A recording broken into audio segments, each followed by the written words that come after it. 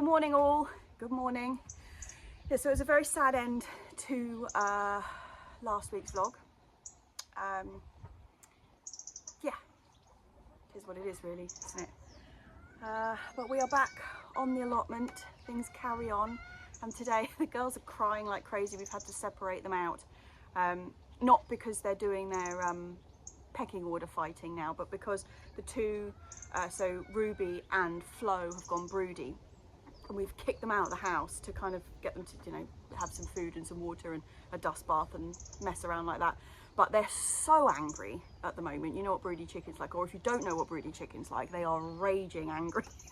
So we've chucked them out of the house and they're all like this, and they're picking a fight with anything. Like they're picking a fight with the dust, basically. And so the poor other girls are just like, holy smoke, what's going on here? And they're just all running away from each other. So we have separated out.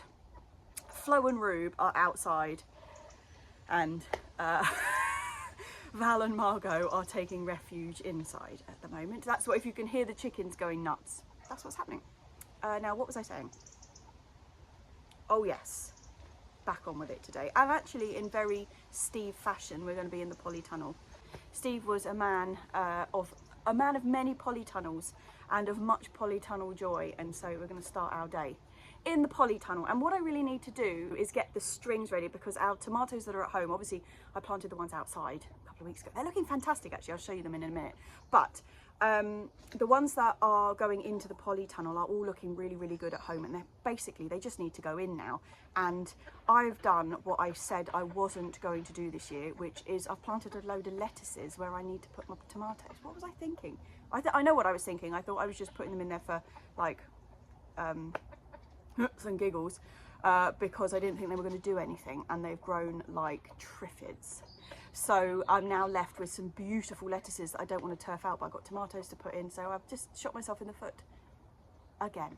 Next year, chaps, right, next year, if you see me doing this, if you see me planting stuff along the back edge of the Polytunnel, kind of early spring, late winter, I want you to flood my comments, spam me with no, don't do it, because I've done it again.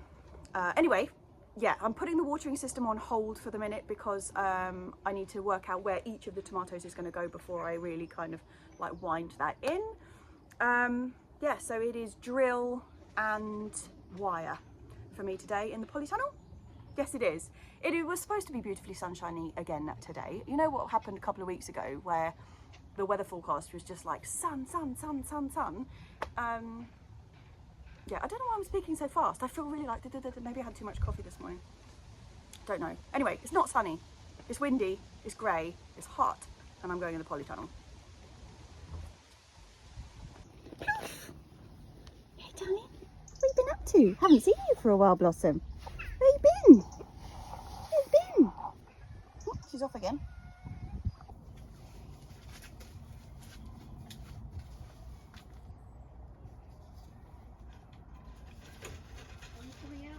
Sure is. You feel it. I'm gonna try one of these. Okay, so this is our measurer. So if you hold one end of that, and then I'll give you that one if you hold the two ends together. Okay, and then I'll just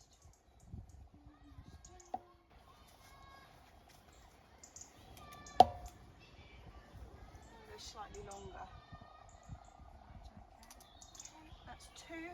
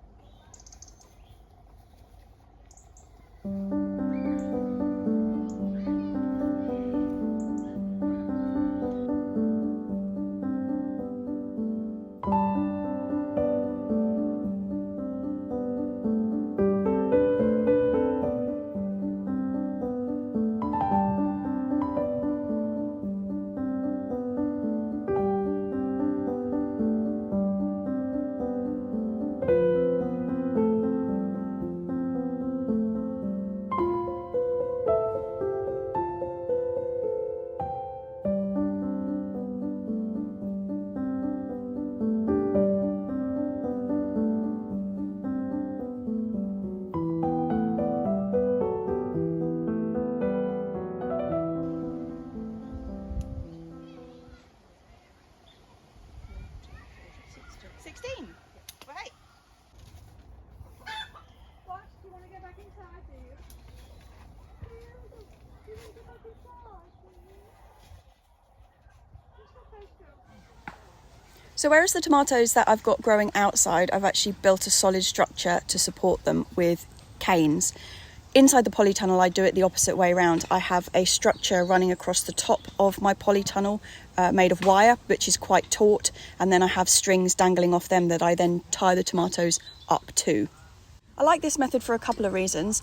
Firstly, these strings do slide along the wire, which means that although I space them out when I'm planting them, I can kind of adjust them to move them away from each other if one's got particularly top heavy growth or something.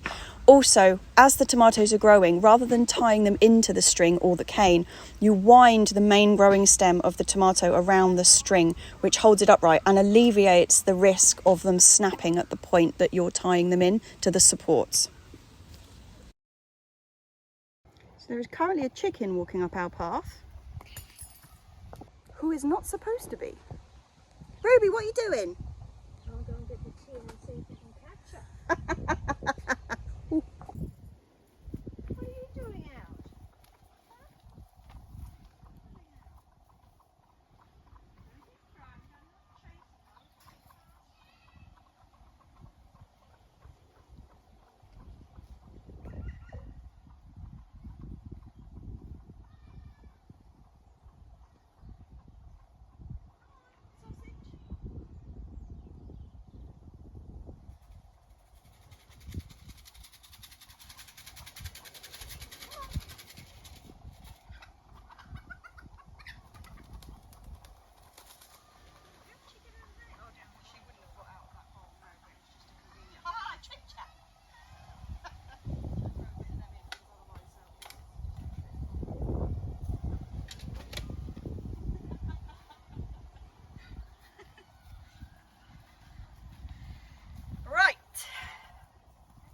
Chicken has been, God, it's hot.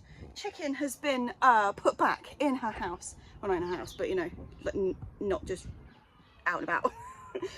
Okay, so have a look at my stringing. I'm very happy. We have got 4 and then 1 in the corner and then 8 across this way, 1 in the corner and another 4. So they have tons and tons of excess on the bottom. And I am going to use the same hooks that I used last time, which are these guys, and I'm just going to tie them straight onto the bottom, and then I will be able to anchor that underneath the tomato plant. I'll show you in a minute. I'm going to tie them up first and then I will show you what I mean.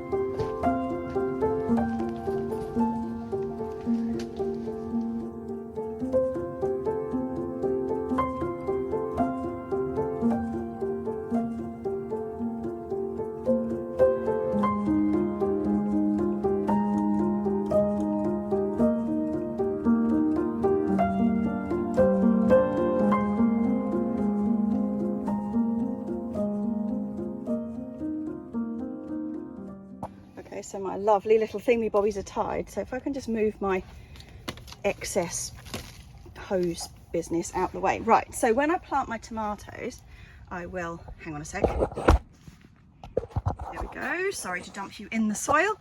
I will, you know, dig my hole like that.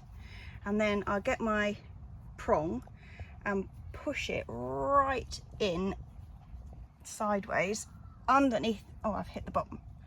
A bit deep, right in sideways like that underneath, so that not only are the roots then going to grip my string, because that's when I'm planting them, I'll talk a bit more about that, but it also gives it like a proper anchorage even without the roots having gripped it. So that worked really well. I actually did this first time last year, because do you remember that awful string I used? I used brown string and it just rotted off. So then I had to turn to that awful green stuff, you know, the like the proper plastic stuff, but at least you know it's not going to rot. But yeah, this year I'm using this, which is macrame string. And I'm hoping it's going to be all right, because I tied the broad beans up with this, would have been like quite early autumn last year, and it survived the whole winter outside and it's still strong. So I've got high hopes, because I don't really want to use that dreadful plastic stuff. So yeah, oh God, I'm hot. Can you tell? Boiling. Right. Hot. And just a quick update on the other tomatoes. You can see that they have grown absolutely loads since I put them in. They're about twice the size, so that is very encouraging.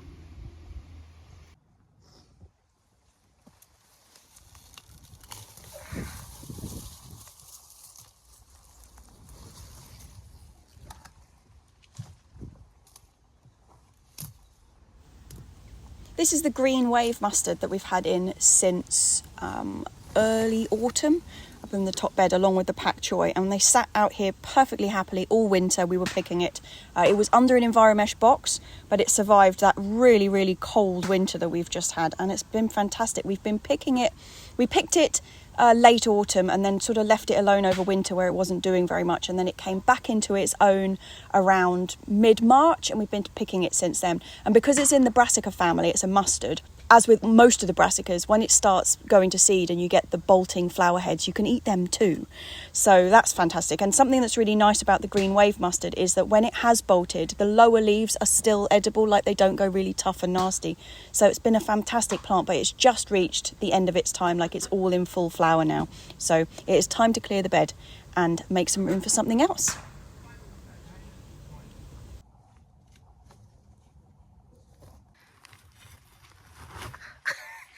So, do you remember a couple of weeks ago when I was putting all that lime into my planting holes for my brassica bed up there? And I was talking about club root, and that's the reason I'm doing it. And that miraculously, when I pulled out the Cavallonero, there wasn't any club root to show you on there. Well, it's not just the classic brassicas that are brassicas. There's also like pak choy's a brassica, and so are the turnips and mustards. And this was mustard greens I've just pulled out, and they had club root. And I've also just seen a bit right under the soil here, so I'll be able to show you a really good example of what club root does to the roots. Okay, so this is what a root is supposed to look like. As you know, like plant comes off the top here.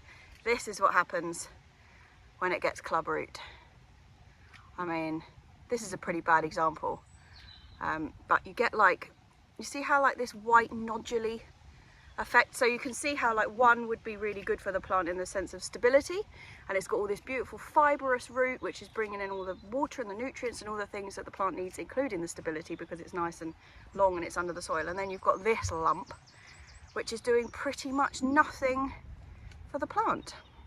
This is what we're trying to avoid, and unfortunately it's carried in the soil. It's a fungus, and it means that we won't be able to plant any brassicas in this bed. We just need to remember that this year we don't plant any brassicas in here. Although these kind of things are supposed to be helped with crop rotation, actually once you've got it in the soil, like club root lasts, it's like, basically it's in there, it's like 20 years, 30 years before it goes. So it's a case of minimizing it, which means not putting the roots, hence I've just broken off all those roots of the plants as I was pulling them out, rather than putting them in the compost heap. Tops are fine, it's just the roots. So I'm not putting the roots in the compost heap to spread it to the rest of the plot. And all of this stuff will go in a bag and go to the dump to be burnt. And I'll keep brassicas out of this bed for a couple of years, and then anywhere else that I'm planting them on the plot, I will put that lime in, which changes the pH of the planting hole, and then the club root fungus is less likely to take hold, and then you can just kind of slowly minimise it. Anyway, good example. That's what it is anyway. Just down there it is, isn't it? It is.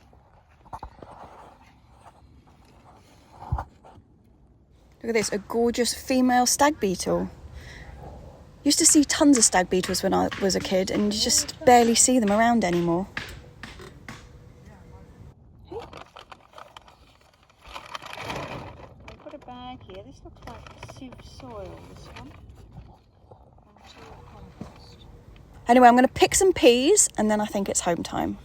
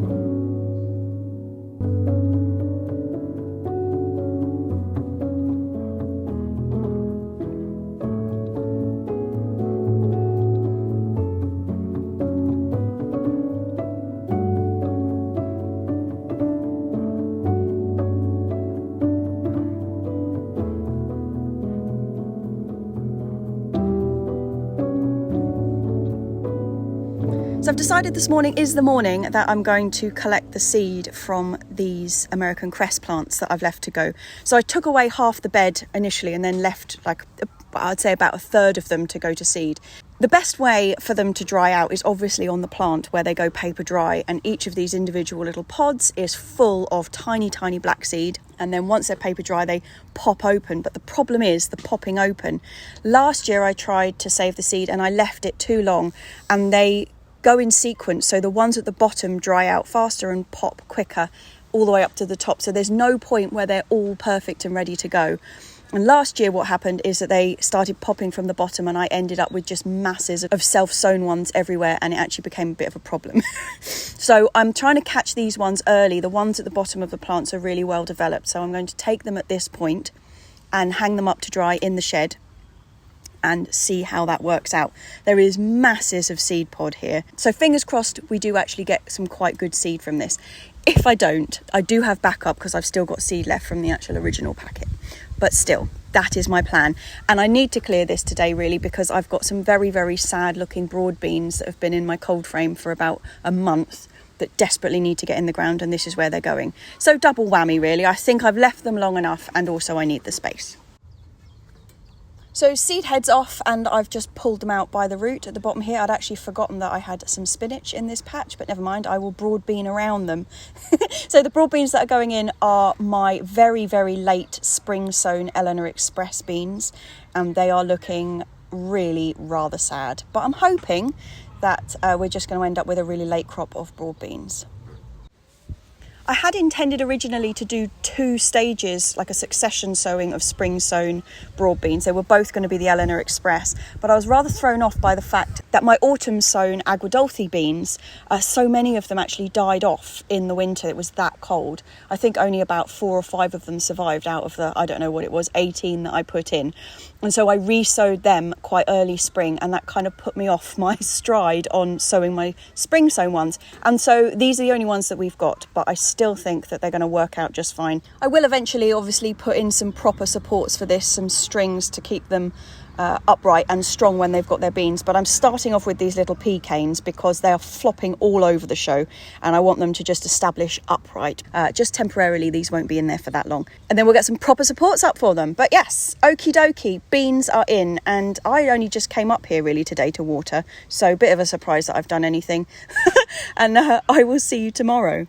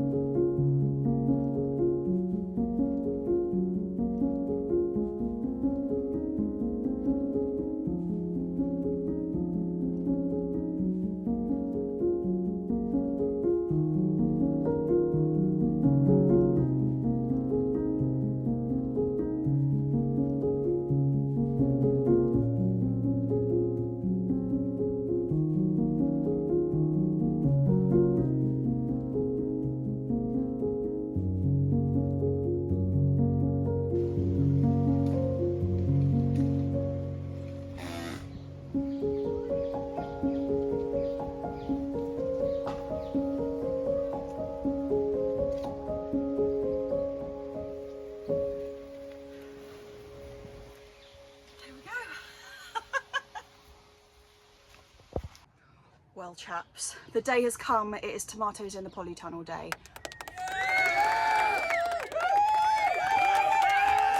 I'm pretty excited.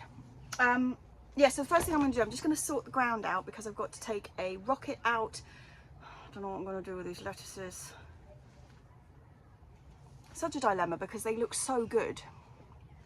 Why did I plant them there? Why don't I just plant them around the edges rather than just bang them exactly where I wanted to put the tomatoes? Get over it, Jessie. You did it, so you just have to move on. Yeah, so I'm just going to pull up. You know, I did the watering system test the other day. I've got that all pegged in, so I'm just going to pull that out because it's all in the wrong places for where the tomatoes are going to be anyway. Pull out the rocket, see what I can do with the lettuces that are in the wrong place, and then I'm going to get the tomatoes out of the wheelbarrow and place them around. It's exciting times, chaps. It is exciting times. And actually, I'm pretty lucky. Like, the weather the last couple of days, I keep saying to you, the weathermen are just talking nonsense. And they are. Or the weather people are talking nonsense. But what's happening every day at the moment is that the forecast says bright sunshine. You wake up and it's grey as anything. And it's taking until about lunchtime for that, like, thick layer of cloud to burn off. And then we get these absolutely magnificent afternoons. Magnificent but windy. Sunny, beautiful afternoons. But what's quite good about that is that the Polytunnel gets the morning sun and then a tiny bit in the evening. So actually at the moment it is not an inferno in here, which is nice because often, like, if you're going to work in here in the middle of the day, you're going to die. But it's good today. It is good because we're in the shade, but it's still beautiful and sunny outside. I mean, it couldn't be any better, could it? Right, come on, get on with things. Rocket is coming out, ground is going to be leveled, watering system's going to be pulled up. I'm going to place the tomatoes. I mean, seriously, how lush is this beautiful rocket? This is one plant, you know. I don't know if you can see me because the camera's the wrong way around, but this is one rocket plant. This is what can happen when they're happy. But I'm afraid, Chapo, you've got to come out. So I'm just going to pull him clean out and then process him later. Don't know what that is. Oh, that is a daisy. We don't want that. There we go. There we go.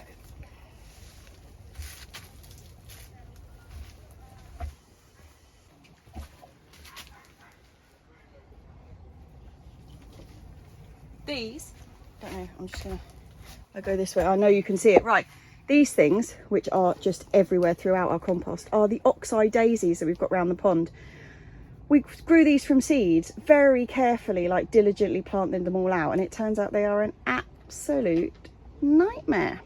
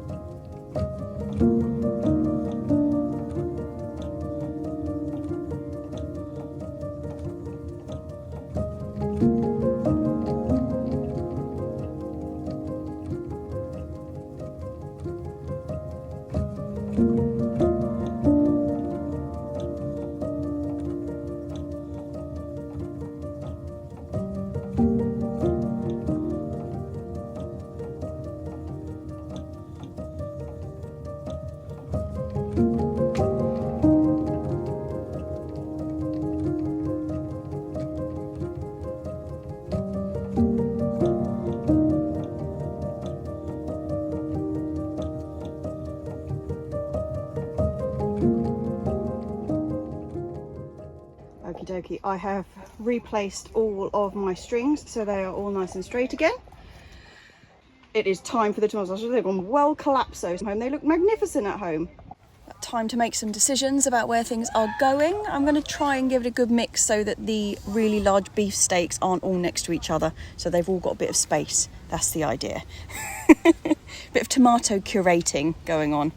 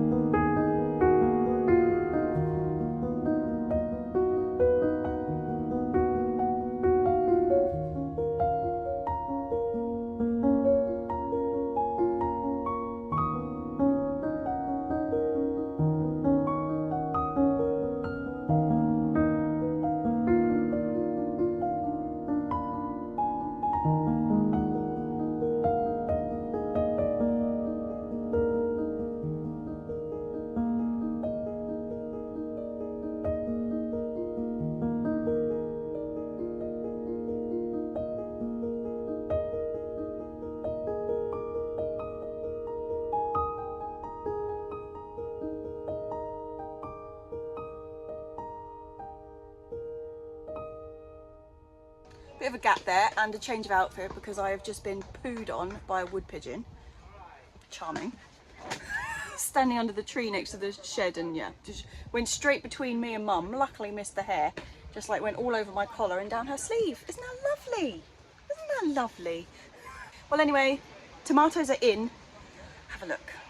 Okay, I'm going to read you off my incredibly detailed map here. We have got sun gold, pork chop, green doctor, Alice's dream, black beauty, Captain Lucky, solar flare, ananas noir, black crim, indigo apple, Japanese black truffelli, garnet, the Bulgarian mystery, rosella, and Copper River.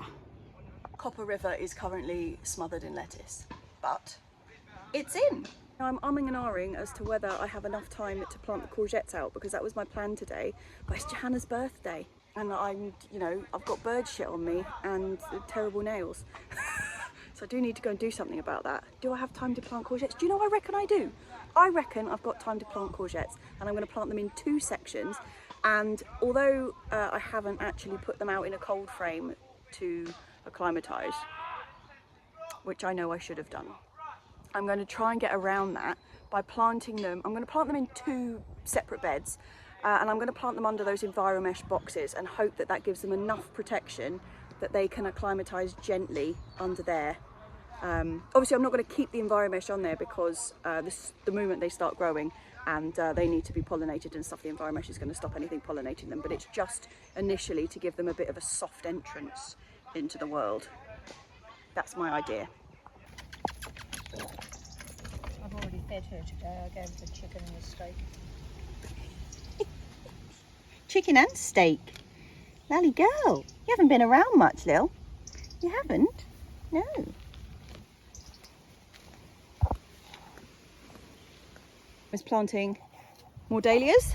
They both got started. They both start. Oh, excellent. That's cool. This is the bed that wine-eyed Jill is going in, which is excellently named dahlia. That's going in that hole. And it's these EnviroMesh boxes that I was planning to put my courgettes under. So I'm going to move that off and get some courgettes in. Now we have got 3 different varieties of courgette. There's the white one that I picked up when we were in Amalfi, the plain green one, and a stripy one. And so that's 3, and then I've also got 2 patty pan styles. I've got Patterson Gagat, which is a dark green, like proper patty pan, and then I've got Nasa de Ronde, which is like a round courgette. So I think what I'm going to do is in each bed I'm going to put one of each, apart from the patty pan. So it's not making any sense here, sorry.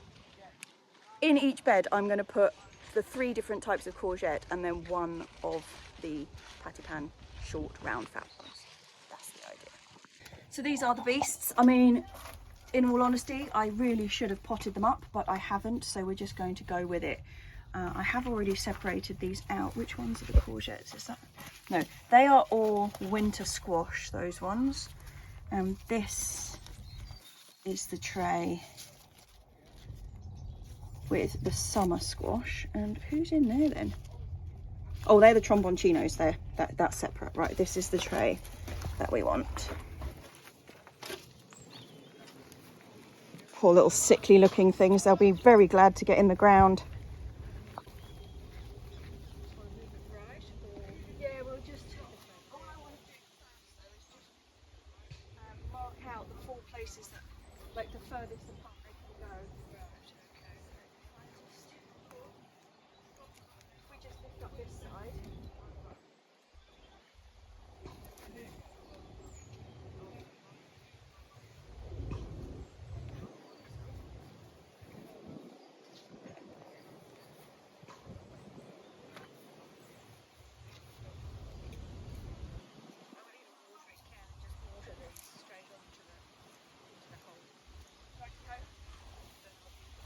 Yeah, I'll fill up my holes with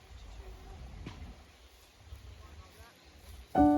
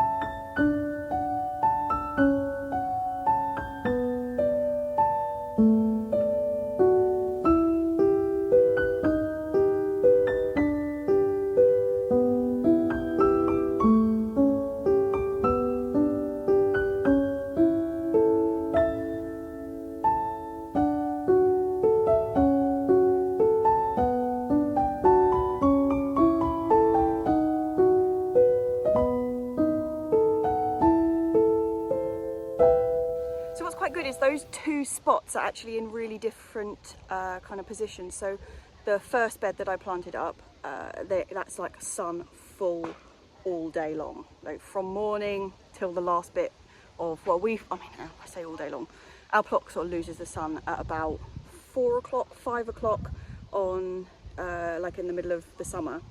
So it's got like, doesn't get the evening sun, but it gets basically from morning all the way through the day. And the other one really only gets morning sun. So I'm hoping that's going to cover us. So it's very, very bright.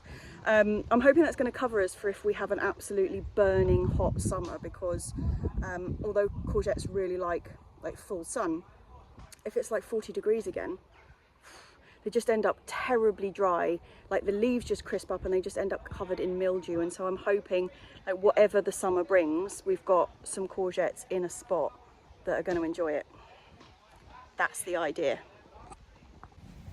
So courgettes and tomatoes in one day. Can I contain myself? But look at this poppy. Is this not joy? This is the first one that's out, the two of them. They are so red. It's like a post box on a stalk. Yeah. Home time, I think, chaps. Home time.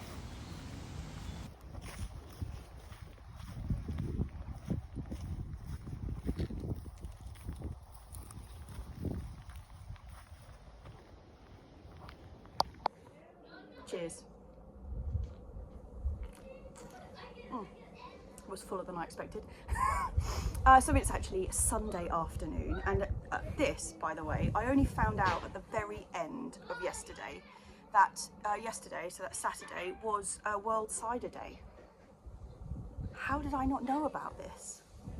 I was pretty distressed by, I found out like really late. It was about like 8:30 at night, and I was already like, didn't really want to go out to the pub and find some cider. So yeah, I'm doing delayed World Cider Day.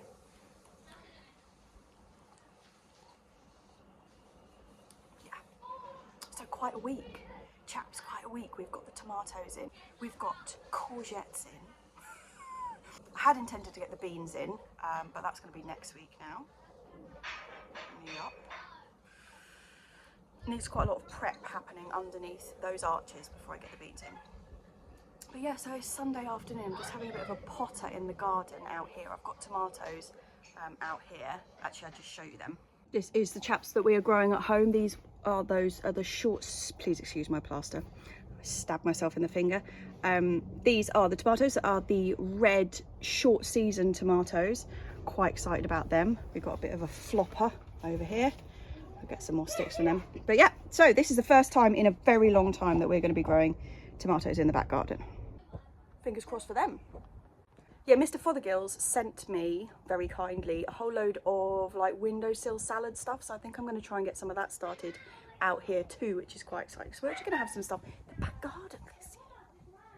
But yeah, so that's it. I wanted to say before I did my like cheers, just to say thanks for all the messages from last week's vlog about Steve, and it was really nice reading not just the comments on my video but the comments on JB's video and Soph's video and Tony's video. Just that there was a lot of love around for Steve, and a lot of people who were going to miss him, and that's really nice. I mean, I knew the impact he had because he had a huge impact on me, and so many people watched his videos and everything, but it was nice to just see that sort of everybody like, oh, everybody just sort of acknowledging how much they were going to miss him. Anyway, I'm going to say cheers to the Monday Club. You're actually going to get your video on Monday this week. I never got it out on Monday last week. Total fail on my part. Total fail. Bad, bad, bad. But this week it's going to be on time because it's Sunday afternoon and I'm finishing it off now. So yeah, so yes, that's what I was saying, wasn't it? I was saying cheers to the Monday Clubbers, cheers to everybody else who is there for the rest of the week. I hope that you have the same incredible blue skies that we've got at the moment. I'm hoping, because the weather forecast has been amazing for days, but it hasn't actually been amazing for days. But the next week's looking amazing. It's going to go up to like 25. 25. Sunny days the courgettes are in, the tomatoes are in. I'm a happy bunny rabbit. Happy bunny rabbit. Cheers, chaps. Might have a barbecue tonight.